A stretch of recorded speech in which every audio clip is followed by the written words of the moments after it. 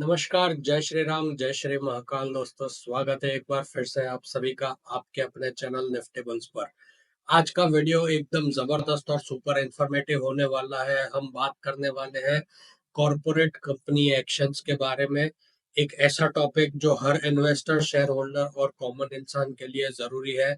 ये वीडियो आपको हर छोटी से छोटी डिटेल समझाएगा। क्या होता है कॉरपोरेट एक्शंस, कैसे आपकी जिंदगी, आपके इन्वेस्टमेंट, स्टॉक मार्केट और इकोनॉमी को वो अफेक्ट करता है, और क्यों आपको इन्हें डिटेल में समझना चाहिए। ये एक लंबी कंटेंट रिच जर्नी होने वाली है जिसमें हम real life example, step by step explanation और प्रैक्टिकल इम्पैक्ट्स के साथ सारी चीजें कनेक्ट करेंगे। तो पूरा वीडियो एंड तक जरूर देखना, क्योंकि हर एक कॉरपोरेट एक्शन आपके फाइनेंशियल डिसीजन को बेहतर बना सकता है और आपको मार्केट के पैटर्न समझने में मदद करेगा। चैनल पर अभी तक नए हो तो इसे सब्सक्राइब करके बेल नोटिफिकेशन ऑन कर लो, ताकि आपकी लर्निंग्स रुक ना जाए।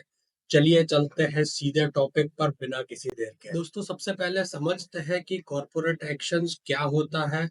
जब कोई कंपनी अपने रेगुलर बिजनेस से हटके ऐसी एक्शंस लेती है जो डायरेक्टली उसके स्टेक होल्डर्स जैसे कि शेयर होल्डर्स, क्रेडिटर्स या एम्प्लॉयज को अफेक्ट करे, तो उसे कहते हैं कॉरपोरेट एक्शंस।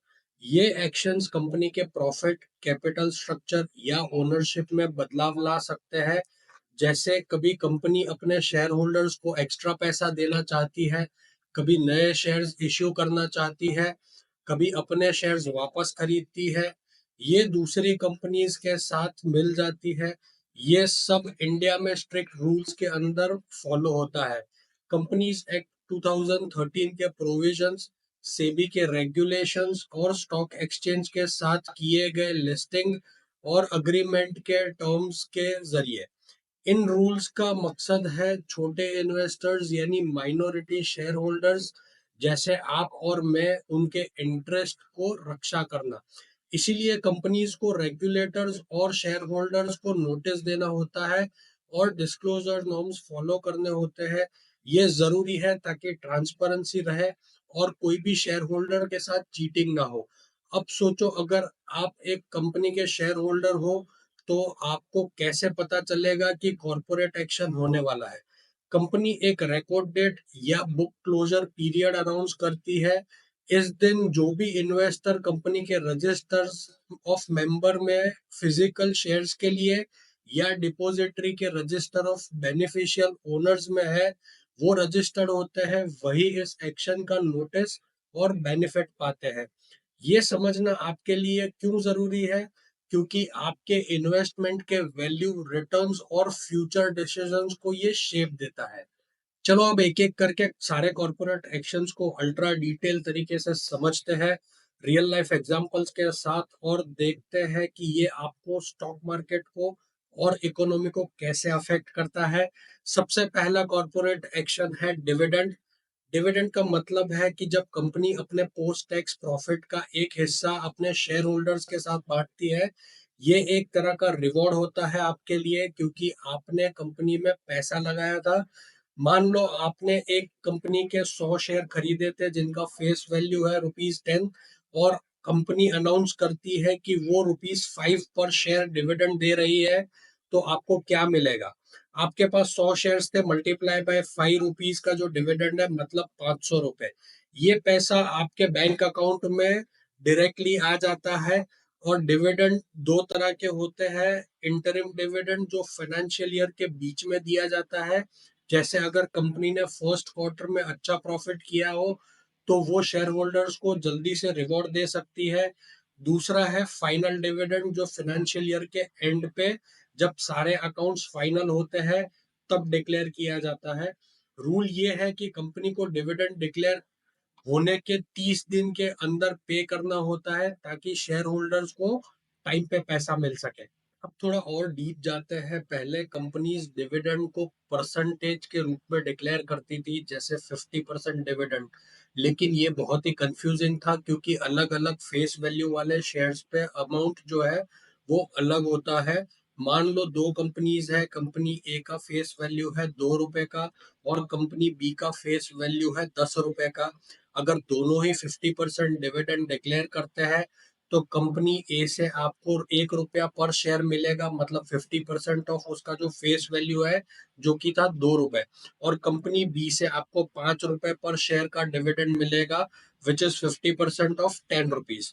ये कंफ्यूजन दूर करने के लिए सेबी ने कहा कि अब लिस्टेड कंपनीज डिविडेंड्स को रुपीज पर शेयर के हिसाब से डिक्लेयर करेगी, जैसे 5 रुपए पर शेयर।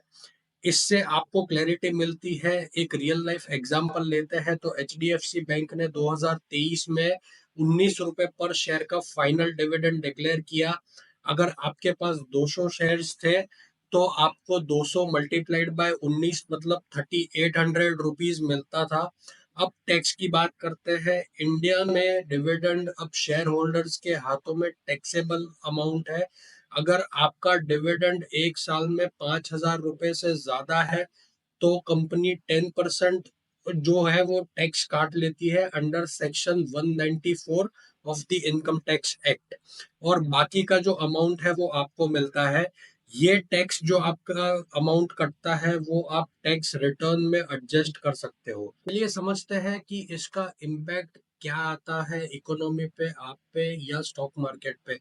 आपके लिए डिविडेंड एक रेगुलर इनकम का सोर्स है। अगर आप एक रिटायर्ड इंसान हो और आपने किसी सॉलिड कंपनी में 1 लाख रुपए के शेयर्स इन्वेस्ट किए हैं, तो अगर कंपनी 10 रुपए पर शेयर का डिविडेंड देती है तो आपके पास मान लो 1,000 शेयर्स है, तो आपको 10,000 रुपए की साइड इनकम मिलती है। ये आप आपके रेगुलर खर्च जैसे ग्रोसरीज या बिल्स के लिए यूज कर सकते हो।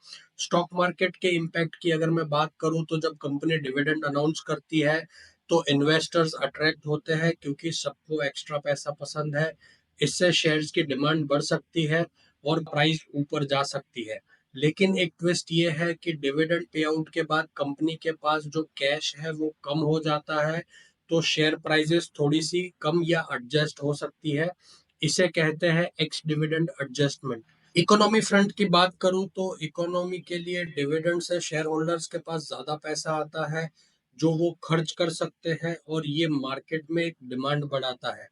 क्यों ये इम्पोर्टेंट है? क्योंकि डिविडेंड ट्रैक रिकॉर्ड जैसे पे आउट रेशियो, जो आप डिविडेंड पर शेयर को अर्निंग पर शेयर से डिवाइड करके निकाल सकते हो, ये आपको बताता है कि कंपनी कितनी कंसिस्टेंट है डिविडेंड देने में और कितनी शेयर होल्डर फ्रेंडली है। इससे आप पैटर्न समझ सकते हो और बेहतर स्टॉक्स को चुन सकते हो। अब बात करते हैं अगले कॉर्पोरेट एक्शंस के बारे में, जो कि है राइट्स इश्यू। जब कंपनी को ज्यादा कैपिटल चाहिए होता है, जैसे कोई नया फैक्ट्री लगाना है या कंपनी को उसका डेट चुकाना है, तो वो दो रास्ते चुन सकती है। सबसे पहला रास्ता है अपने एग्जिस्टिंग शेयर होल्डर्स के पास जाने का, या दूसरा रास्ता है नए इन्वेस्टर से पैसा लेने का। अगर वो नए इन्वेस्टर्स के साथ शेयर्स देती है तो आप, इसके मतलब ये है कि एग्जिस्टिंग शेयर होल्डर्स का ओनरशिप का परसेंटेज जो है वो कम हो जाता है। इसे कहते हैं डायल्यूशन। अगर कंपनी के पास 10 लाख शेयर है 10 रुपए की फेस वैल्यू पे, मतलब उसका टोटल कैपिटल 1 करोड़ है, और अगर वो 10 लाख शेयर्स नए इन्वेस्टर्स को और इश्यू करती है तो उसके टोटल शेयर्स 20 लाख हो जाएंगे, जो आपका होल्डिंग आधा हो जाएगा। इस डायल्यूशन से बचने के लिए कंपनीज एक्ट कहता है कि कंपनी को पहले अपने एग्जिस्टिंग शेयर होल्डर्स को नए शेयर्स ऑफर करने चाहिए। इसे कहते हैं राइट्स इश्यू। ये एक आपका हक है एज अ शेयर होल्डर कि आपको पहले चांस मिले शेयर्स खरीदने के लिए। ये कैसे काम करता है?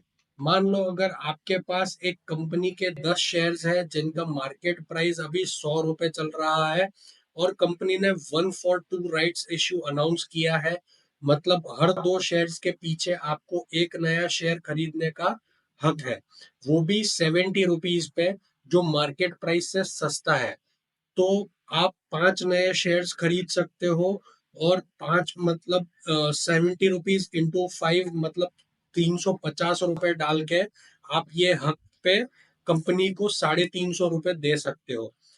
ये सस्ता प्राइस इसलिए होता है ताकि आप टेम्प्ट होके इन्वेस्टमेंट कर सके, लेकिन ये कंपलसरी नहीं है। आप चाहो तो शेयर्स खरीद सकते हो या अपना ये जो हक है वो दूसरे को बेच सकते हो। इसे कहते हैं रिनंसिएशन ऑफ राइट्स। ये राइट्स स्टॉक एक्सचेंज पे भी ट्रेड होते हैं एक फिक्स्ड पीरियड तक। और एक बात, अगर कुछ शेयर होल्डर्स अपने राइट्स का यूज ना करें तो कंपनी आपको मतलब एग्जिस्टिंग शेयर होल्डर्स को एक्स्ट्रा शेयर्स भी ऑफर कर सकती है बियॉन्ड योर एंटाइटलमेंट।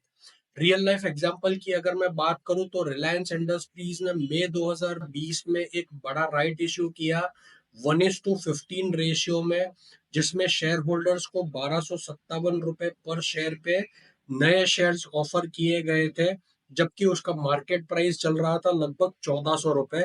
इससे कंपनी ने 53,124 करोड़ रुपए जमा किए, जो इंडिया का सबसे बड़ा राइट इश्यू था। चलिए अब इसके रूल्स की बात करते हैं। तो रूल्स क्या है?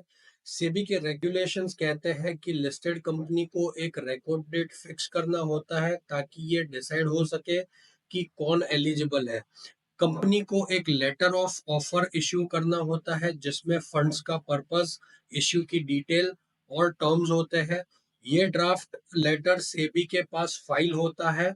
एक अब्रिज लेटर ऑफ ऑफर आपको 3 दिन पहले भेजा जाता है इश्यू खुलने से, और इस इश्यू से 15 से 30 दिन तक ओपन रख सकते हैं। आपको इसका एप्लीकेशन सीधा अपने नेट बैंकिंग से ऑनलाइन भी कर सकते हो। इम्पैक्ट क्या होता है? आपके लिए ये गोल्डन चांस है सस्ते दाम पे शेयर्स खरीदने का या अक्यूमुलेट करने का और अपना इन्वेस्टमेंट बढ़ाने का।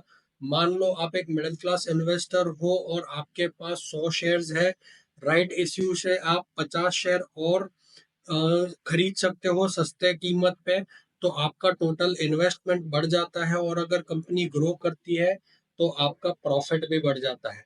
लेकिन अगर आप हिस्सा नहीं लेते तो आपका जो ओनरशिप है वो डाइल्यूट हो सकता है, क्योंकि टोटल शेयर्स की संख्या बढ़ जाती है और स्टॉक मार्केट पे राइट्स इश्यू से शेयर्स की सप्लाई बढ़ जाती है, जो थोड़ी देर के लिए प्राइजेस को नीचे भी लेके जा सकते हैं। लेकिन अगर फंड्स का यूज ग्रोथ के लिए कंपनी करती है तो लंबी रेस में ये प्राइस जो है वो ऊपर जा सकती है। इकोनॉमी के लिए ये कंपनी को एक्सपांशन के लिए पैसा देती है, नए प्लांट्स, नए प्रोडक्ट्स या डेट रीपेमेंट, जो जॉब्स क्रिएट करता है और इकोनॉमिक ग्रोथ को बूस्ट करता है। ये समझना इसलिए जरूरी है क्योंकि आप डिसाइड कर सकते हो कि राइट्स इश्यू में इन्वेस्ट करना है या नहीं करना है, और मार्केट के ट्रेंड्स को भी आप इससे ट्रैक कर सकते हो। चलो अब बात करते हैं तीसरे कॉर्पोरेट एक्शन की, जो कि है बोनस इश्यू। बोनस इश्यू को इक्विटी डिविडेंड भी कहा जाता है। इसमें कंपनी अपने एग्जिस्टिंग शेयर होल्डर्स को फ्री शेयर्स देती है बिना किसी पैसे के। ये पैसा कंपनी का फ्री रिजर्व से ही आता है, जो असल में शेयर होल्डर्स के प्रॉफिट से ही बना होता है। अगर आपके पास 100 शेयर है एक कंपनी के जिनका मार्केट प्राइस अभी 1000 पर शेयर चल रहा है और कंपनी ने 1:1 बोनस इश्यू किया है, तो इसका मतलब ये है कि हर एक शेयर के पीछे आपको एक फ्री शेयर मिलेगा और अब आपके पास 200 शेयर्स हो जाएंगे।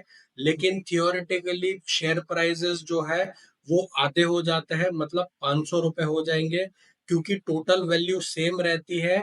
पहले आपकी होल्डिंग जो 100 शेयर्स की 1000 रुपए पे थी, मतलब 1 लाख रुपए का इन्वेस्टमेंट था, और बोनस के बाद 200 मल्टीप्लाई बाय 500, मतलब सेम वो इन्वेस्टमेंट का वैल्यू जो है वो 1 लाख रुपए ही रहेगा।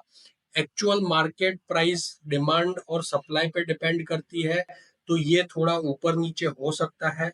रियल लाइफ एग्जांपल की अगर मैं बात करूं तो इन्फोसिस ने 2018 में 1:1 बोनस इश्यू किया था।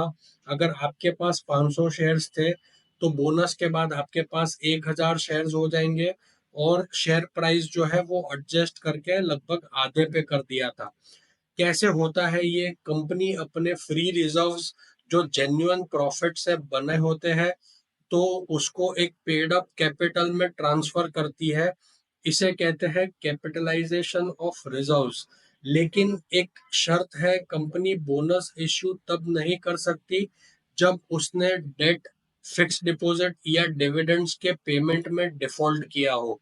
रिजर्व्स जो रीवैल्यूएशन से बने होते हैं उनका यूज भी नहीं हो सकता। इम्पैक्ट क्या आता है? आपके लिए ये एक साइकोलॉजिकल बूस्ट है। आपके पास ज्यादा शेयर्स हो जाते हैं और आपको लगता है कि आपका इन्वेस्टमेंट बढ़ गया है, भले ही इकोनॉमिक वैल्यू उसका सेम रहता है। अगर आप एक यंग इन्वेस्टर हो और आपके पास 200 शेयर्स है, तो बोनस के बाद वो 400 शेयर्स हो जाते हैं, जो आपको कॉन्फिडेंट देता है या कॉन्फिडेंट फील करा सकता है। स्टॉक मार्केट पे बोनस इश्यू से शेयर की जो संख्या है वो बढ़ जाती है, और शेयर प्राइसेस कम होने से लिक्विडिटी बढ़ जाती है, मतलब ज्यादा लोग शेयर्स खरीद सकते हैं।